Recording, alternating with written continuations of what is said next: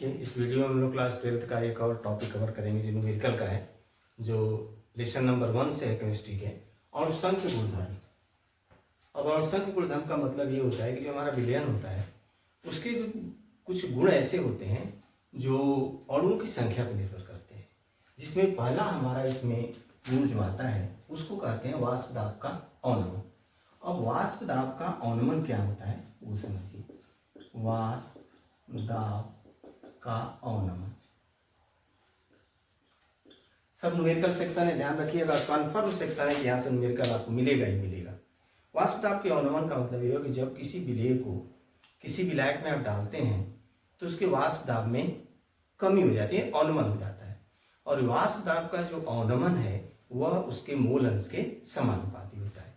तो यहाँ एक सूत्र आपको मिलेगा, जैसे आपका ये हो गया P10 माइनस P1 और बटे P10, और ये होता है W2 बटा M2 और बटा होता है W1 बटा M।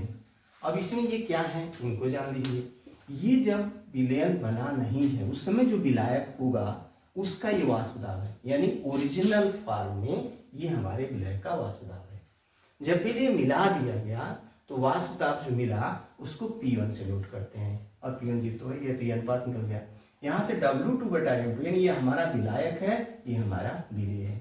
W वजन होता है, M उसका परमाणु भार, मोलक द्रव्यमान होता है। तो इस तरह से वाष्प दाब के अवनमन से आप न्यूमेरिकल प्रैक्टिस कर सकते हैं। वाष्प दाब का अवनमन ये हो गया। उसके बाद पॉइंट आता है हमारा, देखिए सब एक दूसरे से रिलेटेड हैं।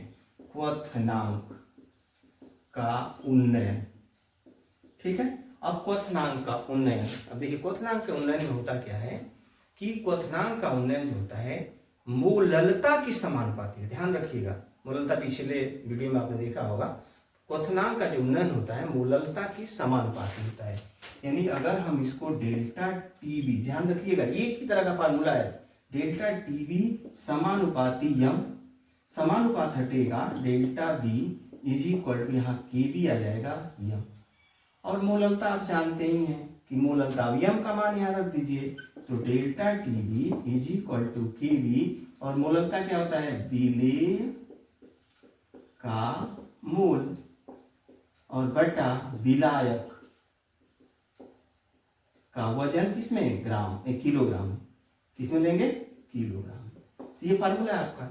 अब यहाँ मान आप रख देंगे सब काम हो जाएगा। अब जैसे इसी फार्मूले को बनाना हो फिर आगे बढ़ सकते हैं कि भी मान लीजिए विलेय का मोल निकालना है। अगर विलेय को आप W1 मानते हैं तो W1 बटा मोल कर लीजिए, ये W2 हो जाएगा और 1000 क्या हो जाएगा भाग। तो इसमें ये 1000, और ध्यान रखिएगा कि 1000 कभी किसमें दिया है, अगर वजन ग्राम में दिया होगा विलायक का तो भाग दीजिएगा, नहीं तो मत दीजिएगा। मेन पॉइंट क्या है देखिए, ये अगर इसको आप याद कर लेते हैं तो कोई दिक्कत नहीं, फार्मूला याद हो जाएगा। फिर से देखिए, क्वथनांक का उन्नयन मोललता के समानुपाती होता है। तो डेल्टा टीबी समानुपात का के भी आएगा एम, एम मोललता का फार्मूला पहले से ही जानते हैं। तो इस तरह से आप क्वथनांक के उन्नयन का भी क्वेश्चन कर सकते हैं। अब दूसरा आता है हिमांक का अवनमन। अब देखिए हिमांक का अवनमन, देखिए ये भी उसी तरह का है, इसमें भी कोई बड़ी बात नहीं है।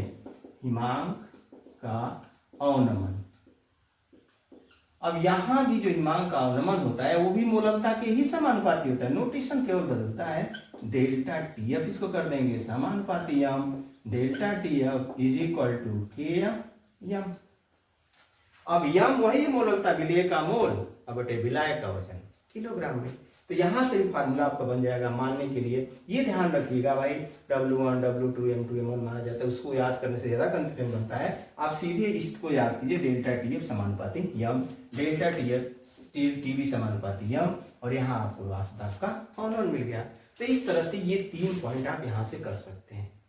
अब परासरण दाब इसमें एक टॉपिक आता है, इसको देखिएगा, परासरण दाब चौथा टॉपिक है, परासरण दाब। अब सबसे पहले समझिए कि परासरण होता क्या है।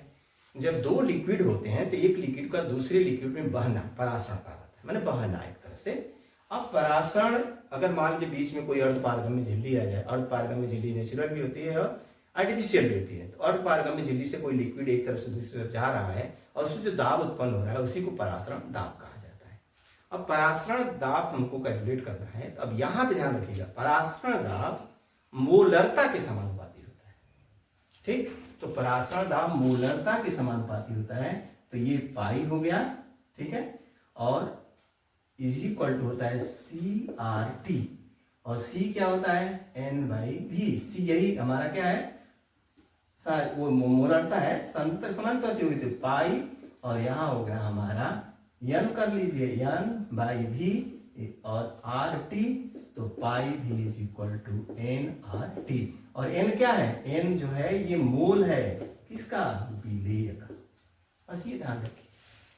अब यहां देखिए अंतर, ये हमारा मूललता है, ये हमारा मूलरता है, तो मूलरता में हमारा विलेय का मोल होता है बटा आयतन लीटर में होता है, तो बस इतना ही आपको ध्यान रखना है, तो परासरण दाब कैलकुलेट कर सकते हैं। सब कुछ आपको देखिए, इसमें जो भी डाटा आपको दिख रहे हैं सब दिए रहेंगे, केवल एक डाटा आपको कैलकुलेट करना पड़ता है जो अननोन रहेगा। आपको बस ये फार्मूला ध्यान रखना है, एक दो सवाल भी अपने आप प्रैक्टिस करेंगे, क्वेश्चन बना लेंगे, और कंफर्म सेक्शन है कि जहां से क्वेश्चन आपके बोर्ड में आएंगे। टेक्निक से याद करिएगा, वहां से दाब का नंबर यानी दाब गिरेगा, पहले जो दाब रहेगा बाद में दाब रहेगा, वो बाद वाला दाब कम रहेगा, पहले वाले दाब में से बाद वाला दाब घटा के पहले दाब से भाग दे दीजिए, यहाँ मूल का अनुपात निकाल लीजिए। क्वथनांक का उन्नयन हो या हिमांक का उन्नमन हो, दोनों ये मूललता के समानुपाती होते हैं। समानुपात का चिन्ह लगाइए, एक में के भी आएगा, एक में के एफ आएगा। दूसरा परासरण दाब जो होता है, परासरण दाब मूलरता के समानुपाती होता है, ये ध्यान रखिएगा। और एक और चीज में ध्यान रखिएगा, ये तीनों जो पॉइंट्स होते हैं ये ताप पर निर्भर नहीं करते, ताप का कोई प्रभाव नहीं पड़ेगा क्योंकि यहाँ वजन है, लेकिन इस पे ताप का प्रभाव पड़ता है क्योंकि यहाँ पे आयतन है। इस तरह से इस चारों पॉइंट पे न्यूमेरिकल करिएगा। सूत्र याद करने का तरीका आपको बताए, और यहाँ से न्यूमेरिकल 100%। देखिए पहले वीडियो में प्रतिशतता यानी सांद्रण, और दूसरा सेक्शन ये है, यहां से कंफर्म है कि क्वेश्चन आपको मिलेंगे ही मिलेंगे। दूसरा अब इसमें प्रश्न आता है, जैसे राउल्ट का नियम है, याद कर लीजिए, राउल्ट का नियम है, हेनरी का नियम है, आदर्श विलयन क्या होते हैं, अनादर्श विलयन क्या होते हैं, इस तरह से वो जो परिभाषाएं हैं उनको याद कर लीजिए, धनात्मक विचलन, ऋणात्मक विचलन, सब आपका काम हो जाएगा। तो ये सब पॉइंट्स जब आप क्लियर कर लेंगे तो लेसन 1 से 100% आप क्वेश्चन कर लेंगे। तो प्रैक्टिस तो आपको करना पड़ेगा भाई, हम कितना भी बताएंगे, जब तक आप प्रैक्टिस नहीं करेंगे कुछ भी आप हासिल नहीं कर पाएंगे।